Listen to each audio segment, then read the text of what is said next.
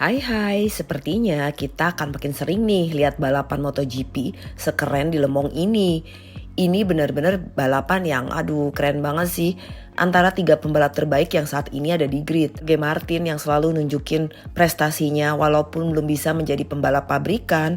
Pecco Bagnaia juara dunia 2 kali.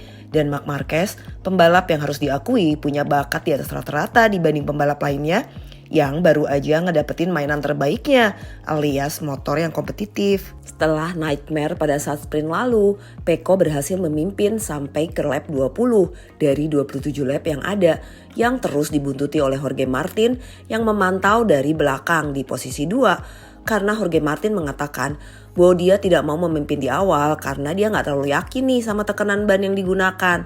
Karena kan suhu aspal tuh lebih dingin daripada di hari Sabtu. Jadi Jorge Martin tuh takut kalau misalkan dia udah memimpin terus tiba-tiba tekanan bannya drop, dia bisa kena penalti kan. Maka dia tuh ngikutin terus Pecco sambil melihat keadaan dan meyakinkan bahwa tekanan ban udah siap bila dia berada di posisi depan. Dan setelah 7 lap tersisa, baru Jorge Martin berpikir, oke, sepertinya ini saatnya menyerang karena suhu atau tekanan ban udah stabil gitu kan. Dan dia langsung mencoba satu kali attack dan ternyata kurang fit nih karena sepertinya dia tuh ngerem agak sangat telat dan itu bikin ban depan tuh sedikit terkunci sehingga nggak bisa berada di line yang dia inginkan. Maka dia mencoba di lap berikutnya dan ternyata itu berhasil. Dia pun memimpin sampai ke garis finish.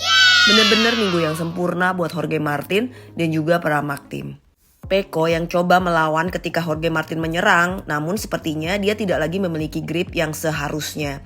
Dan Mark yang bisa menyusul dari belakang, ketika Mark melihat bahwa Pecco nggak berusaha ngebalap Jorge Martin, jadi Marc Marquez tuh menyimpulkan, oh kayaknya Pecco udah kehabisan senjata nih. Dan dia pun mengambil keputusan untuk memanfaatkan kesempatan, menyerang Pecco dan mengambil posisi 2-nya. Bagi Marc Marquez sendiri, dia memang tidak bisa mengcopy start yang bagus seperti yang dia lakukan di sprint. Tapi seperti yang dia katakan juga, dengan pace yang bagus, itu akan lebih membantu untuk bisa membalap satu pembalap ke pembalap lainnya. Walaupun itu gak mudah buat ngebalap Fabio Digi, buat ngebalap Viñales, itu sangat sulit gitu loh. Tapi karena pace-nya memang bagus, jadi dia dengan kesabarannya mampu melakukan dan melewati sampai dia bisa berada di posisi 2. Bahkan Mark sendiri tuh mengatakan karena dia mengikuti Pecco cukup lama, jadi dia tuh bisa ngelihat memang ada beberapa keunggulan lebih di GP24. Tapi saat ini secara bertahap, Marc Marquez tuh mulai mengetahui keunggulan yang ada di GP23 yang bisa dia manfaatkan hanya dengan dia mencoba merubah gaya balapnya dan bersinergi dengan si GP23 itu. Bakal serem nih, Marc Marquez udah bilang kayak gitu, udah paham sama motor. Tapi justru ini kan yang bikin seru balapan, ya gak sih? Oh ya, balik lagi ke Jorge Martin. Jorge Martin juga bilang dia tuh sangat senang bisa memecahkan rekor saat kualifikasi dan bisa memenangkan sprint. Ditambah lagi balapan di hari Minggu, dia juga bisa menang nih. Dan memang hasil seperti ini tuh sudah berulang, kalau gak salah 4 kali lah ya. Tapi awalnya Jorge Martin sendiri tuh gak yakin kalau di Le Mans ini juga bisa berfungsi dengan baik. Maka ini menjadikan titik balik kalau dia dan tim harus meneruskan hasil bagus ini.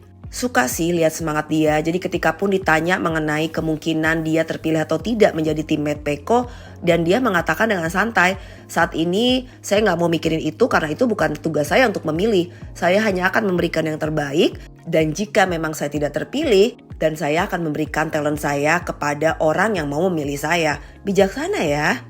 Dan untuk Pecco sendiri, walaupun dia akhirnya finish di posisi 3, itu cukup membuatnya senang. Apalagi akibat peristiwa di sprint kemarin kan. Pecco mengatakan dia sangat senang karena tim bisa menyelesaikan masalah yang terjadi di hari Sabtu saat sprint. Tapi Pecco mengakui bahwa pada lap-lap terakhir memang dirinya tuh tidak bisa secepat Martin maupun Marc Marquez. Dan ini bagi dia akan dijadikan catatan untuk melihat apa yang bisa tim kembangkan untuk race selanjutnya. Fabio Quartararo memang gak berhasil finish nih karena terjatuh saat sedang memperebutkan posisi 6. Tetapi berbeda reaksi pada saat sprint. Kali ini Fabio mengatakan bahwa dia cukup senang di luar dia terjatuh tentunya. Karena ini adalah kali pertama dia merasakan sangat nyaman mengendarai motor dan mengetahui bahwa pace motor cukup baik dan stabil. Dan walaupun dia tahu ini masih sangat jauh dan bertahap, tapi ini bisa dijadikan basic terbaik untuk mengembangkan motor ke depannya. Dan Fabio Quartararo juga mengatakan sih bahwa dia tuh memang mengendarai motor ini beyond the limit dari lap pertama.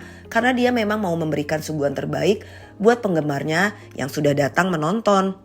Maverick yang finish di posisi 5 merasa sedikit kecewa karena mereka memulai hari Jumat dengan sangat bagus. Tetapi saat cuaca berubah, maka perilaku motor juga sangat berbeda. Keseimbangan pada motor dan grip berubah, membuatnya tuh tidak bisa menggunakan potensi motor seperti yang diharapkan. Tapi beda dengan Alex mengatakan bukan balapan yang buruk, tapi karena dia harus keluar track karena Enea Bastianini membuatnya kehilangan waktu. Tapi di luar itu, dia merasa sangat nyaman dengan motornya.